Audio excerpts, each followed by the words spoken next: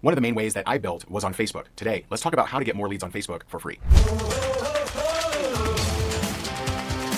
So first, let's discuss, is Facebook still the best platform to be using? Next, let me give you some advice on generating leads. And this is contrary to what a lot of people think they need to do. And lastly, I want to give you one major source for free leads on Facebook that most people don't even consider. Before we dive in, one thing that I want to talk about is when I see network marketers or entrepreneurs searching for how to get blank for free, I do want to point out that, you can build a home business or a network marketing business very affordably. And I see network marketing as the lowest risk, lowest overhead way for the average ordinary person to start a business. However, that doesn't mean everything has to be free. And sometimes free is your most expensive option because it takes up so much more time. And so in this particular example, you can definitely generate a lot of leads for free. And so let's get going on that. But I did want to give you that kind of heads up is if you're constantly going through trying to get every part of essential thing you need for free, then you may learn that it's eating up a lot of your time, which is going to prevent you from getting to where you actually want to go. So first, is Facebook still the best platform to use? Honestly, that depends on you. That depends on where you put your energy and attention.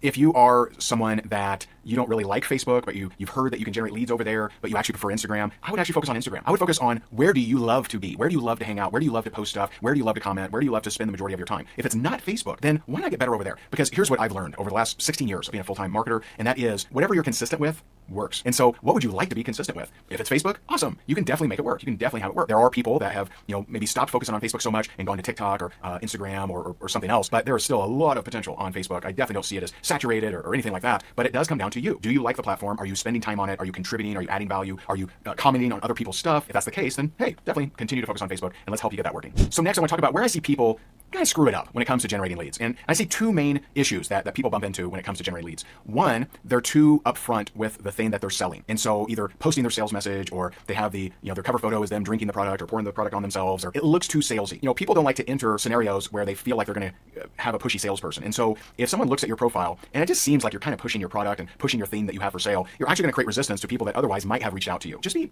aware of that. When, if you look at your profile, look at the last 10 things that you posted. Would you follow you? Would you see someone with a different face but posting pretty much the same thing that you are and say, oh wow, this seems like value. I'd really like to follow this person. Or does it kind of make you cringe? And so if you're pushing the sales envelope, if you're constantly talking about that thing that you sell or the company that you represent, then you're actually fighting an uphill battle. Because even when you do have good ideas for generating leads, if they're evaluating your profile first, which is very prevalent on Facebook. Now, not so prevalent on TikTok, because on TikTok, you're basically scrolling and you'll watch the video without ever even looking at their profile. So it's not like it's a criteria. But on Facebook, a lot of times people, let me check out who this person is before I accept their friend request, or let me check out who this person is before I even respond to their message or check out their video. I would just make sure that your profile is looking spiffy, doesn't look salesy or pushy, because you're fighting an uphill battle if you do that. Now, the next category where I see people mess it up around lead generation is just maybe not being so salesy, but just being a little bit too obvious. So I'll see people say things like, hey, who here would like to make an extra $100 in the next 30 days? And it's obvious that anyone that comments is going to get the pitch, right? Now, don't get me wrong. That's better. That's better than just pitching the thing. It's better than just having the sales page out there, but not a lot better. And so I want to help you with the next tip on how to think differently around lead generation and how to get way more people reaching out to you than you are currently. Before we get to this last strategy, I highly recommend that you subscribe to this channel. It takes a quick second, just hit that little button to subscribe, then you'll get notified of all the new videos that we do. We're constantly rolling out new and free resources to help you, the network marketer, the entrepreneur, and we want to help you out, so feel free to subscribe.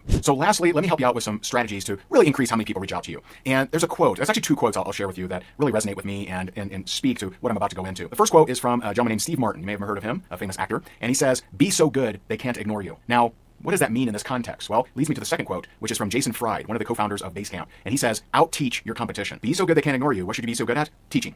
Providing value, providing education. So if you want to attract people that want to lose weight, then simply out-teach everyone else talking about losing weight. Out-teach them. Share, go find the best keto recipes or South Beach diet recipes or the best ways to, meal prep or the best sit-ups to do or the lowest impact aerobics that burn the most, carbs, right? Whatever, right? Go and take the time to really dig in to education, to dig into providing more value. The phrase is thrown out a lot, but the understanding is not. And so here's how I define value. Value is, does someone consume your information, your content, and gain something, whether they buy from you or not? So if my only way to get value out of you is me to buy your product, then you're actually not providing value. And so we know, like, for example, here on this YouTube channel, we have thousands of subscribers that get a lot of value, whether they ever buy our courses or our books or, invest in coaching or anything like that. So we provide massive amounts of value. And over the last 11 years, there's only been a handful of days that I've missed of uploading a new video because, I really took it to heart. Be so good they can't ignore you. Out-teach your competition. And so how can you do this if maybe you're not an expert in your field? Well, there's a process that we teach, and we teach it all the time, and it's called ILT, invest, learn, teach. You invest your time, possibly money, to learn things, and then you teach them. If I was in the weight loss category, I would be constantly consuming different weight loss articles, maybe even books or interviews or movies or